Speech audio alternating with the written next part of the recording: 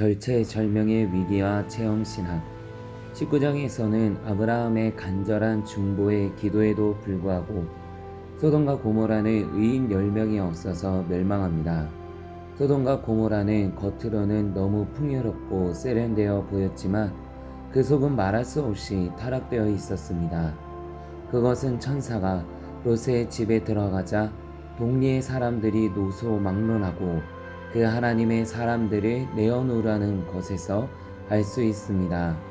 동성간의 선교를 하겠다는 이야기입니다. 이에 롯은 차라리 자기 딸을 내어 주겠다고 협상합니다. 우리의 정서로는 이해하기 어려운 말일 것입니다. 이런 곳에서 살다 보니 롯이 얼마나 영적으로 고통을 느꼈을까요? 하나님은 영적으로 신음하는 롯을 건지려고 무한한 자비를 베푸십니다. 롯의 가족 모두, 그리고 롯이 건질 수 있는 사람은 모두 건져내라는 것입니다. 그러나 롯의 사위될 사람들은 이 말을 농담으로 여겼기에 이 구원의 역사에 동참하지 못합니다. 그리고 롯의 부인은 이 긴급한 정황에서도 뒤를 돌아보다가 그만 소기둥이 됩니다.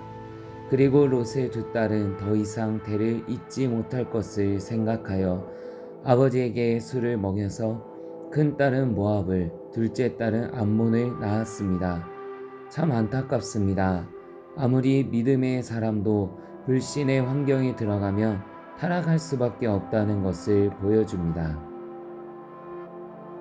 20장에서는 아브라함은 그 충격을 잊어버리기 위해 네게브 땅으로 갔는데 그랄 왕 아비멜렉이 사라에게 누구냐고 묻기에 아내라고 말하지 않고 누이라고 말합니다.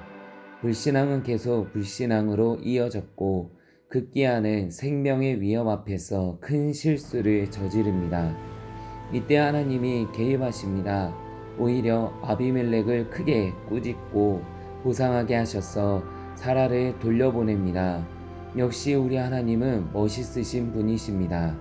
비록 그가 잘못했을지라도 하나님은 그를 통해 하실 일이 있었기에 전화위복의 길을 열어주셨습니다. 21장에서는 하나님께서 사라와 한 약속을 지켜서 그 집의 태를 열어 주어 아기를 낳게 하셨습니다. 이로 말미암아 믿음 생활한 지 25년 만에 그 가정에 웃음이 찾아왔습니다. 이름하여 이삭이라 불렀습니다. 그리고 난 지 8일 만에 할례를 행함으로 하나님과의 약속을 잘 지켰음을 확실하게 보여줍니다. 중요한 것은 이제 약속의 백성으로서의 경계선을 확실하게 긋게 하십니다. 이스마엘은 육체를 따라 낳았고 이삭은 자유 있는 여자에게서 약속을 따라 낳았습니다. 그러므로 마음은 아프지만 육신의 생각으로 낳은 자녀와 약속으로 낳은 자녀의 관계를 과감하게 정리하게 됩니다. 이스마엘이 자라나는 어린 이삭을 박해하듯 육체를 따라 난 자가 성령을 따라 사는 자를 박해할 것이기 때문입니다. 믿음의 경계선을 긋는 것이 그 당시에는 인생에 있어서 고달플지라도 영적으로는 확실하게 그어야 신앙생활이 자유하며 영적 능력이 커진다는 것을 보여주는 대목입니다. 그럼에도 불구하고 하나님은 쫓겨나가는 이스마엘에게도 긍휼을 베푸셨습니다. 그에게 생수를 발견하여 그의 가족 부대에 물을 채우게 하고 이렇게 말씀하십니다. 그로 큰 민족을 이루게 하리라. 무한한 자비를 베풀어 주십니다.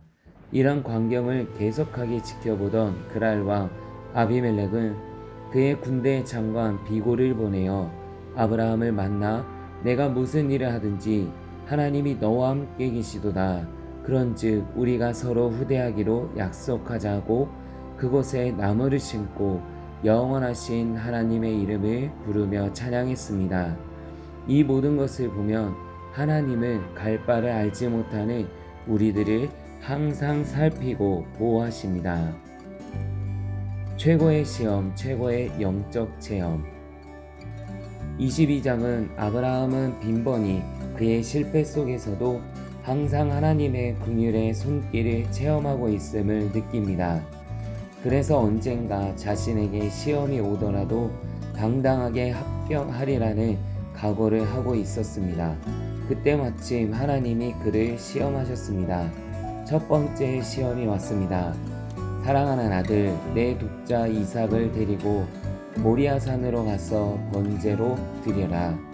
아브라함은 조금의 망설임도 없이 흔들림도 없이 아침 일찍 일어나 두 종에게 안장을 지우고 그의 아들에게 번제에 쓸 나무를 쪼개어 지게 하고 자기 손에는 불을 들고 모리아 산을 향했습니다.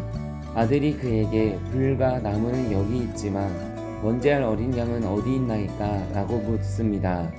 아브라함은 아찔했습니다. 그러나 이내 정신을 차렸습니다. 그때 하나님이 말씀을 주셨습니다. 여호와께서 친히 준비하시리라. 여호와 이레. 멋있는 응답입니다. 두 번째 시험은 칼을 들고 아들을 줄로 꽁꽁 묶고 제단 나무 위에 놓고 그 아들을 잡으려고 했습니다. 차마 아버지로서 못할 일입니다. 그런데 하늘에서 말씀이 들렸습니다. 아브라함아, 아브라함아, 그 아이에게 손을 대지 말라. 내가 내 아들 내 독자라도 내게 아끼지 아니하였으니 이제야 내가 하나님을 경외하는 줄을 내가 아노라. 명쾌하게 시험을 통과한 것입니다. 이때 하나님은 엄청난 축복을 허락하십니다. 내가 내 아들 내 독자라도 내게 아끼지 아니하였은즉 내가 내게 큰 복을 주어 내 씨가 크게 번성하여 하늘의 별과 같고 바닷가의 모래와 같게 하리니 내 씨가 그 대적의 성문을 차지하리라. 내 씨로 말미암아 천하 만민이 복을 받으리니 이는 내가 나의 말을 준행하였음이라. 이것은 메시아 혈통의 약속이요 믿음의 아버지로서의 시험의 통과입니다. 23장에서 아브라함의 시험 합격을 보고 나서 사라는 사역을 마치고 기럇 여아림 헤브론에서 죽게 됩니다. 여기서 기억해야 할 것은 죽음은 인생의 끝이 아니라는 것입니다. 아브라함은 그곳 헤브론의 땅을 400세겔의 값을 주고 삽니다. 그리고 그곳 헤브론에 믿음의 어머니 사라가 묻혔는데 훗날 다윗이 그곳에서 왕이 되어 메시아의 기반을 마련합니다. 24장에서 어머니를 잃은 아들 이삭은 몹시 아픔이 컸습니다. 사실 이삭은 부모가 늙어서 낳은 자식이기에 어머니의 사랑은 남달랐습니다. 그는 언약의 백성입니다. 따라서 어머니의 죽음을 마냥 슬퍼하고 있을 수만은 없습니다. 결혼도 하고 대를 이어서 생육과 번성의 축복을 누려야 합니다. 여기 안타까운 마음을 가진 아브라함은 그의 종 엘리에셀에게 그의 친척 중에서 배필을 찾아오게 합니다. 이때 엘리에셀은 아멘으로 그 명령을 잘 수용합니다. 하나님 원컨대 오늘날 나로 순적히 만나게 하사 나의 주인 아브라함에게 은혜를 베풀게 하소서 라고 기도했더니 우물에 물 기르러 나온 한 여인을 만나게 되었습니다. 리브가였습니다. 집에 들어가서 그동안의 과정을 다 이야기했습니다. 아버지 라반의 허락을 받아 그를 데리고 가나안으로 돌아오게 되었습니다. 때에 이삭이 들에 나가 묵상하던 중 리브가를 만났습니다.